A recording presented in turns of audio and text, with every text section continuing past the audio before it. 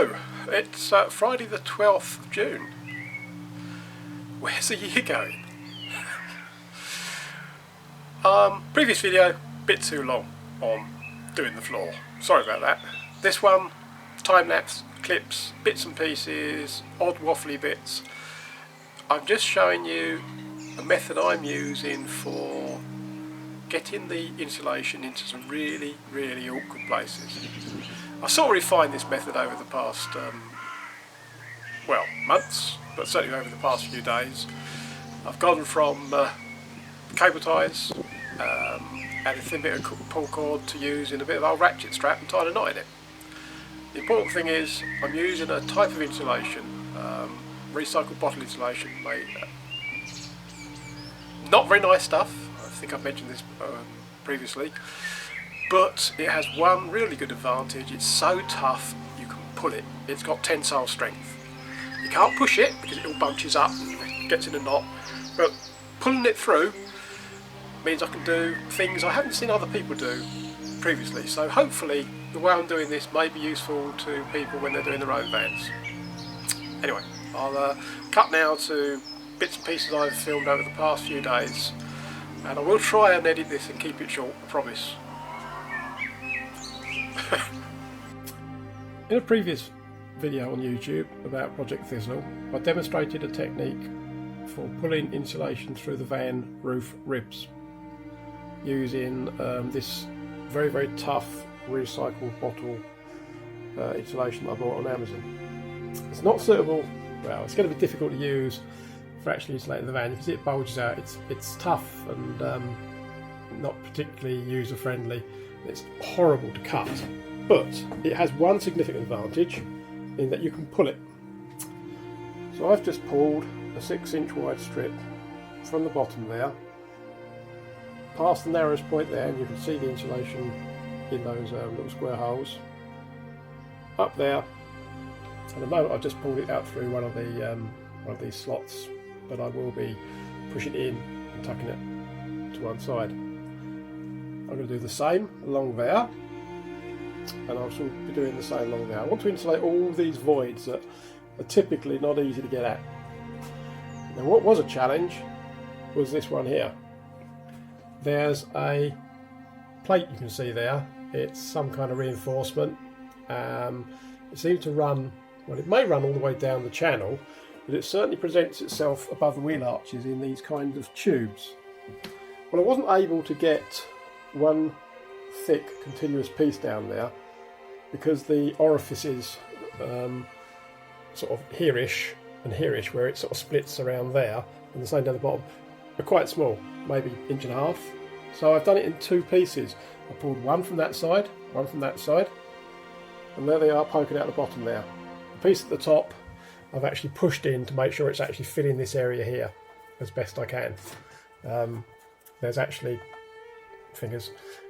there's actually a channel there, so this is actually some sort of channel.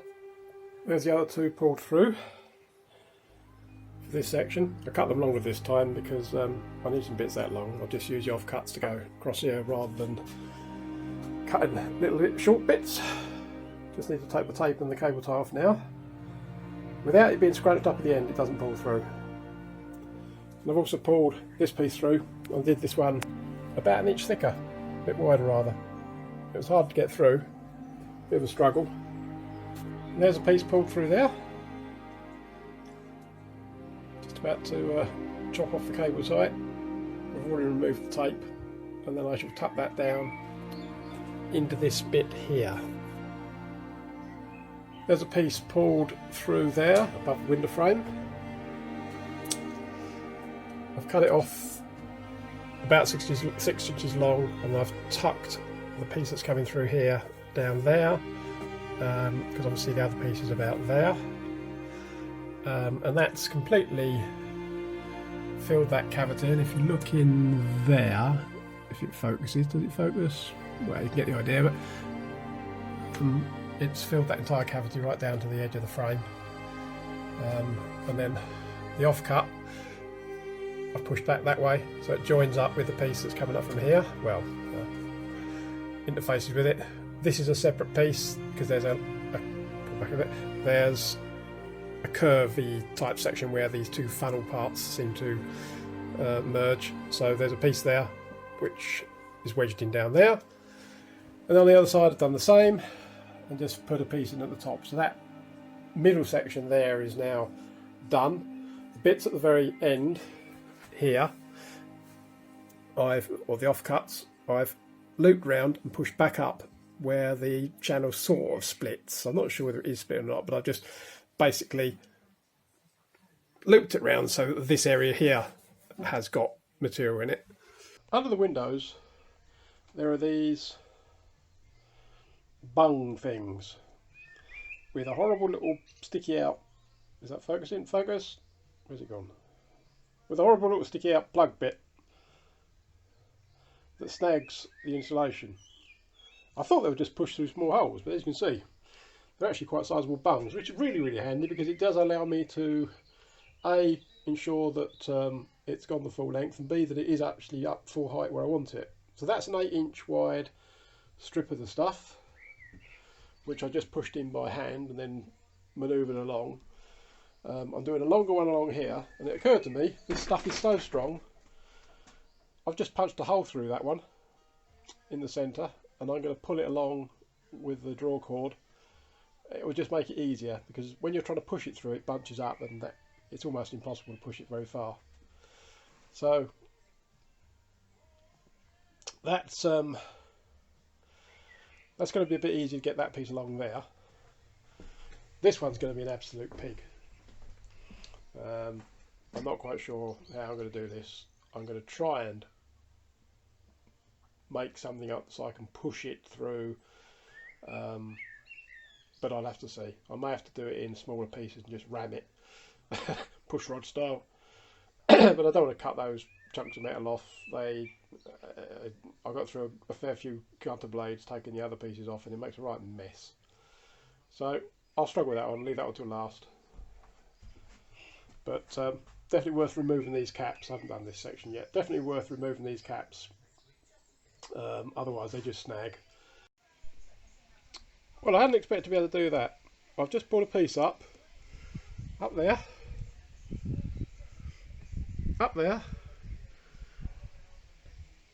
there. I've got it about, well, I've got as far as that. I can't get any further. That is really tight, that piece there. So I cut a piece roughly this sort of shape, and I pulled it through, and then I pulled a second piece up in that section there. I haven't managed to get anything in there yet though. I need to have a poke around there. But these two panels, this panel here and this one here, even though there's a seam there, they're actually connected, which is a bit strange. But I've done it in two parts simply because obviously it's wider at the bottom than it is at the top. But it's got a reasonable way up. It's certainly better than nothing. I knew getting this piece along here would be tricky because of virtually zero axis. So what I needed was a dirty great long pitchfork, effectively, because if you can push this stuff from the front, it's the same as pulling it from the front. You can't push it from the back because it just bunches up and jams. And there we have a fence pin. These are used for holding up that orange plastic stuff you see around roadworks and things. I had to put a bit of a curve in it, but that fitted up through there, and I'm able to push it all the way along to there. And then, because of the shape of it, it was fairly easy to withdraw it. As I am fine-tuning this technique, I've realised that simply tying this ratchet strap webbing to the end works just as well as using a cable tie. In fact, I actually think it may even work better because there's a larger surface area for this to pull against. And I've just pulled this piece through that left hand side of the door frame. It was a bit tight getting past that kink there where the bolts are for the sliding mechanism, but it's currently pulled down to that opening there. I've also insulated the top section under the or directly above the window. So there's a piece pulled all the way through there, and there's another piece pulled through the top part. Very easy to do. And then I've also pulled a piece down the door frame to this point here. It's just poking out there, so that's completely full up there. I won't take it actually down behind the catch itself, because these have got cables on them and cranks, and you don't want it getting caught up in this fairly tough stuff. Now, up in this top corner here, he says, moving the camera, oh, just knocked myself on the side of the air conditioning unit. Up in this top corner here, I've just inserted a small piece of plastic. Let's pull it out. Because behind there,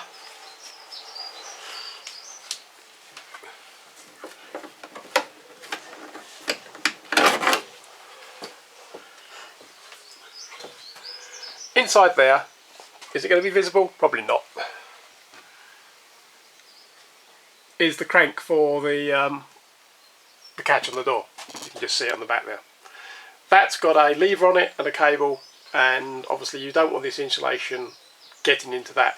So this piece of plastic is just a bit of 68mm square rainwater downpipe cut to size, and that simply slides in nicely, rests on a ridge.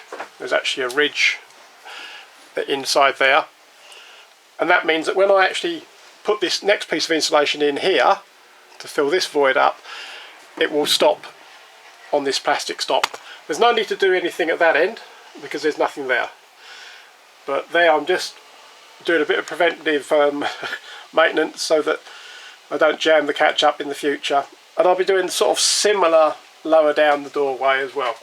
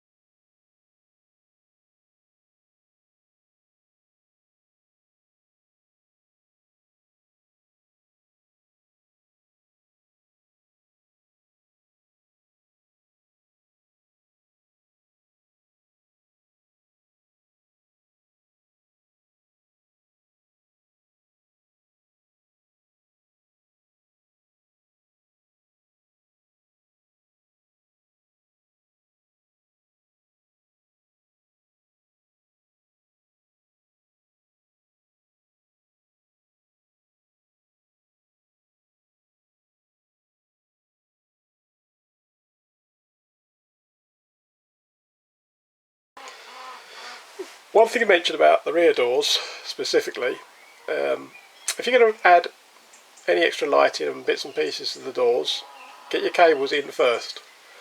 I'm just dropping a tape down the metal frame, and I've dropped it out of the hole where the cable exit is, because I need to run a piece of wire for that light that I fitted, that scene light that I fitted on the back door that I showed previously. And I'm going to drop the piece of cable out of there, and then when I come to drop the insulation down, I'm going to pull it from the top. That's because the wiring that goes to my heated rear window elements, move out the way, the wiring that goes to my two heated rear window elements drops down in a loop just below the cable exit, so I need to put it past there, and I can get my hand up through those openings there and just make sure that I don't end up snagging the cables. but it's doable. And so it didn't take 5 minutes to drop that tape down there. I'll just put a cable in. So there we go.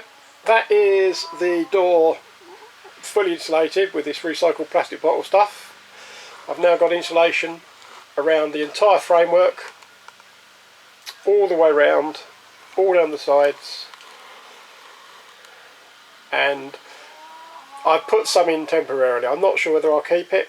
It's gone in okay, and I may well cover it with a layer of something else, but I may end up having to take it all out if I have to do something else with the door. But I thought I'd just poke some in.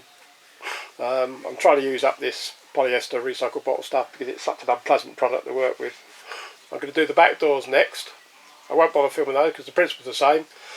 Just pull it through every orifice going, and protect any of the door furniture. So I've had to make a little box up to protect the catch, and provide a little bit of protection around the door handle, all because of the Bowden cables.